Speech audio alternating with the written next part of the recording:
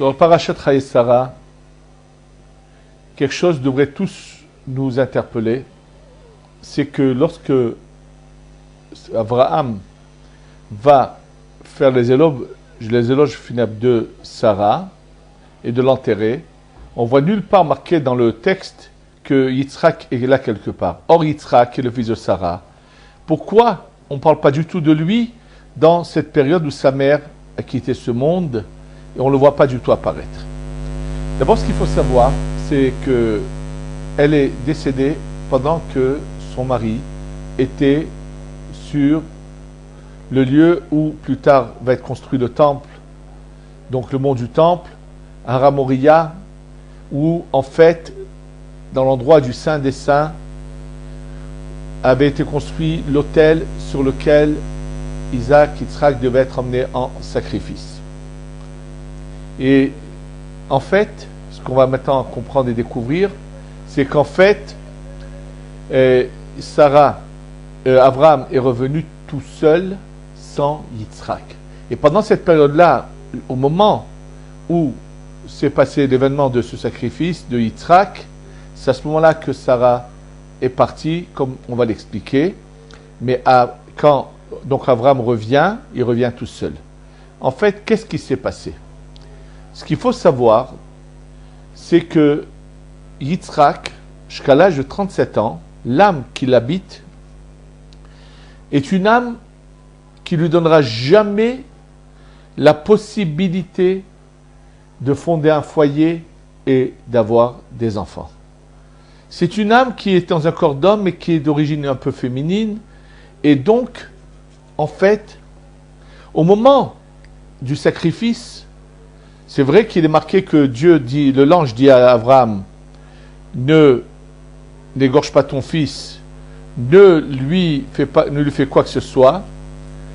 Mais dans le livre qui s'appelle le Magid Mesharim, c'est le livre d'Ivrei Torah, des paroles de Torah, que l'ange qui rendait visite à Rabbi Yosef Karo, l'auteur du Shulchan Aruch, qui avait un ange qui pendant des années lui enseignait la Torah, il lui dit qu'en fait, il y a eu une blessure qui a été faite sur la gorge de Yitzhak, mais même sans le problème de la blessure, une chose qui est claire dans le Harizal, dans plusieurs endroits, c'est qu'en fait, l'âme qui était dans Yitzhak est sortie de lui, elle est rentrée dans le fameux bélier qui va ensuite être emmené en sacrifice à la place de Yitzhak, et une autre âme est descendue du ciel.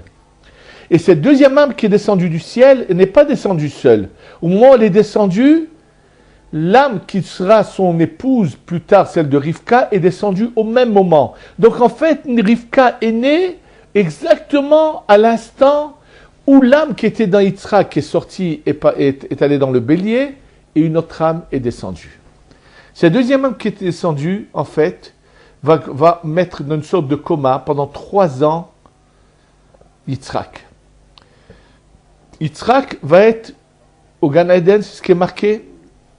Est-ce que ça veut dire que son corps est monté ou son corps est resté? Il était dans une sorte de coma.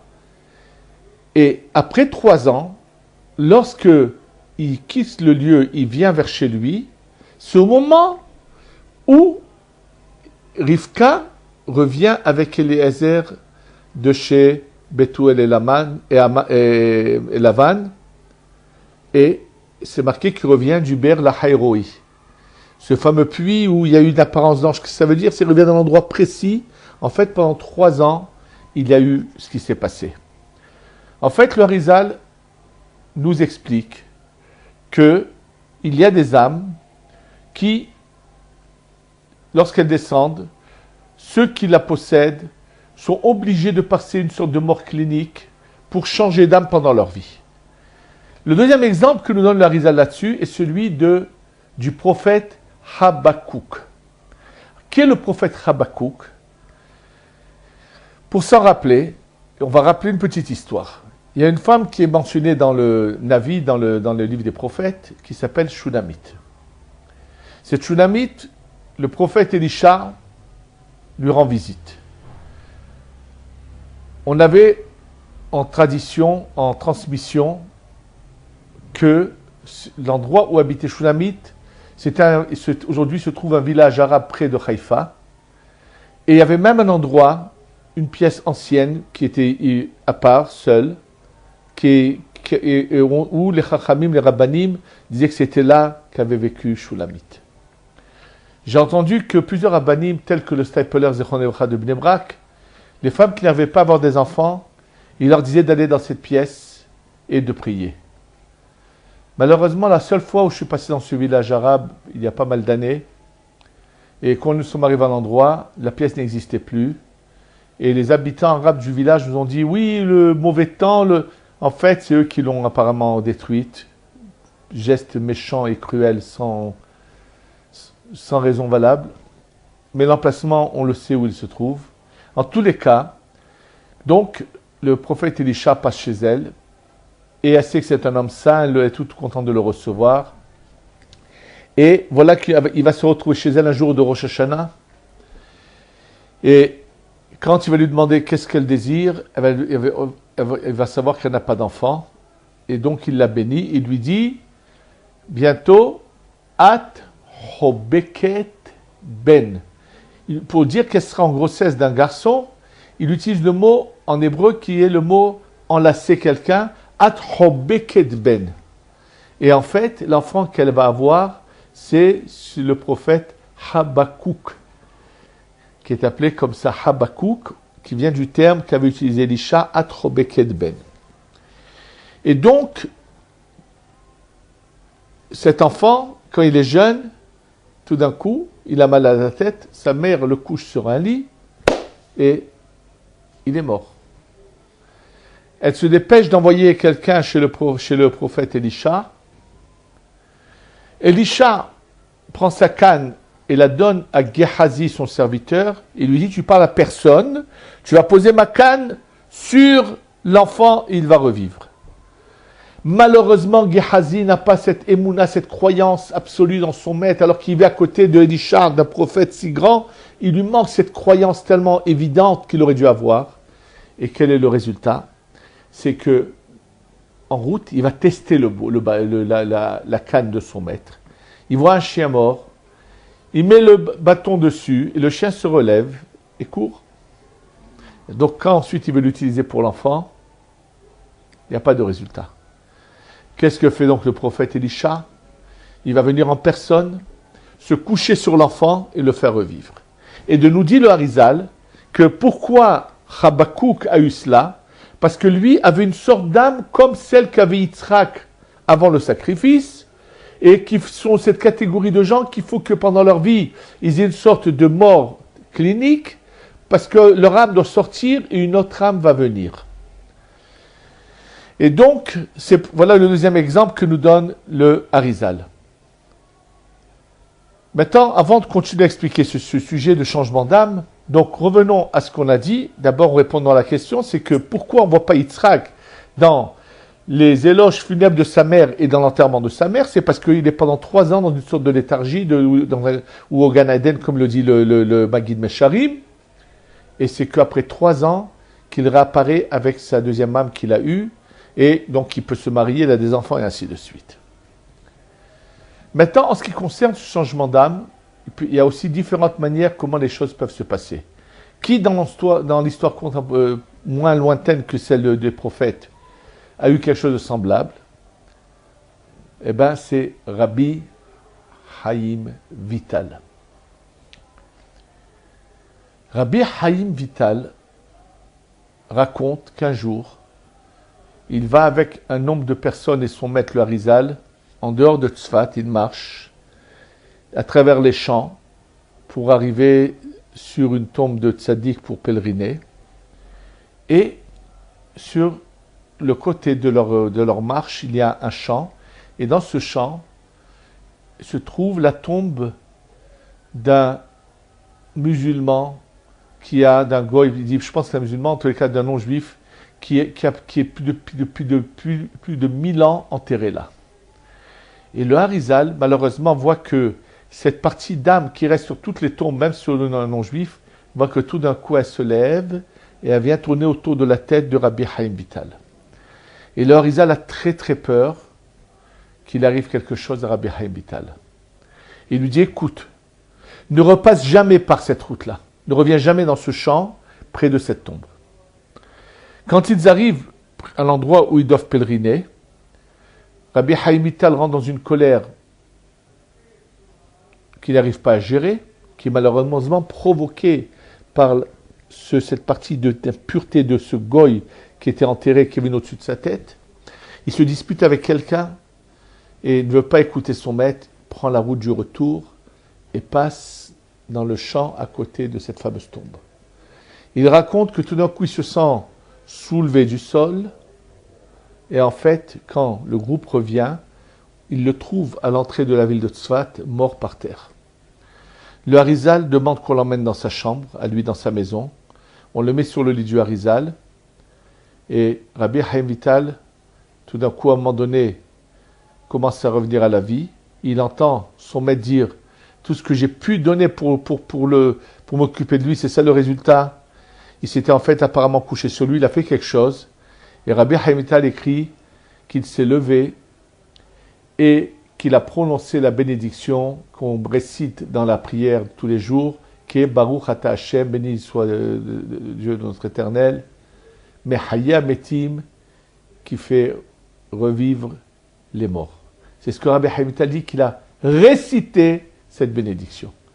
Donc ça c'est encore un cas, mais il y a autre chose qui est encore plus important à comprendre et à savoir, c'est ce que nous ramène le Ben Ishraï au nom du Harizal. Le Ben Ishraï pose la question suivante. Il dit, tous les jours, dans les bénédictions du matin, 3 bénédictions sont récitées. Une, c'est Shelo Asani Goy. Je remercie Dieu de ne pas m'avoir fait Goy, c'est-à-dire non-juif. Donc, j'ai plus de commandements à respecter qu'un non-juif en a, puisque eux, ils en ont 7. Nous, on a 313 mitzvot. 248 mitzvot et en tout 613 commandements. Une partie des interdictions, une partie des commandements positifs. En tous les cas, 613 commandements. Et en deuxième bracha, c'est Shelo Asani Aved, je ne suis pas un serviteur. Or, le mot Aved ici, c'est du serviteur qui a été un non-juif acheté par un juif et donc qui fait une partie des commandements. Donc, et on remercie Dieu d'avoir plus de commandements que le serviteur. Et la troisième, Shelo Asani Isha, que je remercie Dieu d'avoir plus de commandements que la femme. Et là, le Ben Ishraï est de dire, mais si je viens remercier donc Dieu uniquement parce que pour lui dire merci d'avoir plus de commandements à accomplir que le goy, que le eved ou que la femme, cette bracha aurait dû être récitée uniquement le jour de la bar mitzvah où l'enfant commence à s'engager dans sa vie responsable, où il doit faire les commandements de Dieu. Mais pourquoi tous les matins en se levant? Et là-dessus, il nous répond avec le texte du Harizal qu'il ramène, qui est le suivant. Il est marqué que, en fait, le Harizal explique que dans la vie, il se peut que des fois que quelqu'un va dormir, en se réveillant, il découvre il a une autre personne.